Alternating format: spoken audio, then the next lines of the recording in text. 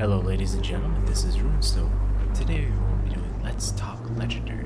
Today we won't be talking about a creature or a planeswalker, we'll be talking about Eiganjo the Castle.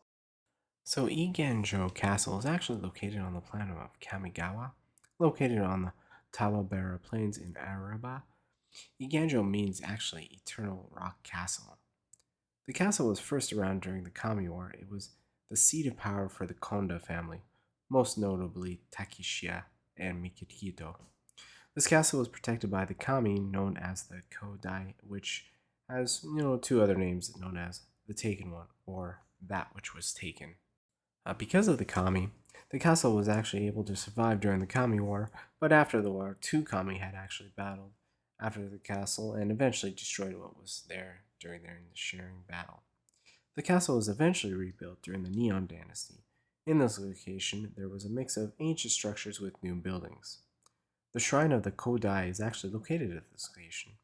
The castle is where high-ranking officials work. There are many things and places around this castle, such as the Sakura Gardens, the Emperor's Garden, Kodai Temple, which I mentioned before, the Golden Tail Temple, and of course, there's a town called Eigan Town, which is built around the castle. There's also called the Mirogo Gates. These are artifacts that allow the kami to travel to the spiritual world. Some famous people that actually lived at the castle would be like the Pearl Ear, Mikogo Kanda, Takeshi Kanda, the Wanderer even actually, Light Pulse, or Kato Shizuku. And that is actually all the information we have on the castle at the moment. So Eiganjo Castle is actually represented in two cards, this first one being Legendary Land from Champions of Kamigawa. It says 1, prevent the next 2 damage will be dealt to target legendary creature this turn, so it's not a very impressive card, but I really do like the artwork. So the next one we have is just the Seat of Empire. As you've seen throughout the video, it deals 4 damage to target attacking or blocking creature, and it's from the Neon Dynasty set. It still adds the white mana, and that's about really it for this card. Next are a few cards that are associated with the Eiganjo Castle, and this one is, well, an example of it is the Exemplar. As you can see in the top left, that's the card for basically it's associated with. Next card associated with the Eiganjo Castle is Konda. As you've heard throughout the video, is that he is a samurai shaman that is actually part of the castle and the reigning family Marak. Next is we got the Free Riders. Well, it's pretty self-explanatory. They just fly around guarding that castle. They are filled with dust and sound of wing beats. The Mother Riders had journeyed half-fray. The next such card you've seen is the Restoration, is basically when I was talking about the destruction and then the castle being rebuilt, and this would be the card that would describe such a thing.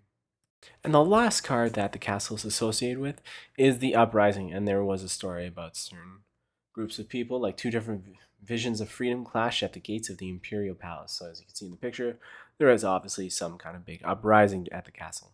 So now we're going to go to cards that are referred to the castle, and this one is being the Araba Mothrider. It says, my finest creations are fashioned after the moths of Eiganjo.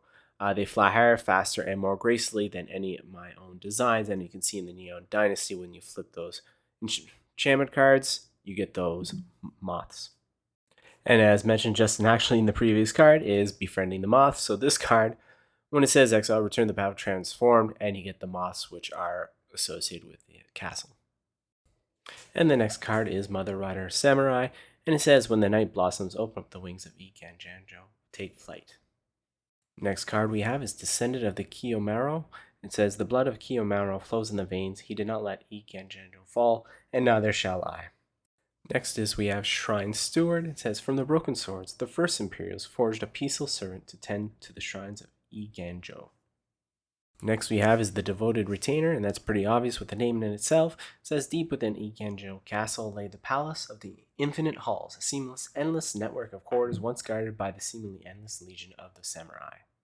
Next we have is the Sky Blessed Samurai. It says, Imperial Samurai who show exceptional honor and dexterity are invited to train as Mother Riders, elite guards charged with protecting the skies of Eiganjo. Then we got Dragonfly Suits. So we got Cut and Edge, Imperial Sentinel, Max Patrol the Sky. So they're really all about protecting this castle in the skies, as well as with all those moths. Next we have a Spirited Companion, which is actually, at the time of this video, very popular in the standard rotation. says when it enters the battlefield, draw a card. She formed a friendship with several playful spirits, and soon the pack was known as the source of much mischief in the Eiganjo. Oh, that's hilarious. Then we got Golden Tail Disciple. It says students of the Kitsune-led Golden Tail Academy in Eiganjo are unparalleled in both martial skill and dedication to the imperial cause. And then we have Stone Rain from the Champion set. It says the Kami struck easily with gouts of fire, showers of rock, and the combined range of the spirit world. Only Eiganjo Castle remained standing, glistening, untouched in the sun. And the last card we're just going to go over is the Hail of Arrows. It says, do not let a single shaft loose until my word. And when I give that word, do not leave a single shaft in Eiganjo. General Takenio. And that is all the information we have on the castle. All the cards at the time of this video are associated with. So I hope you guys have a good day and a good evening.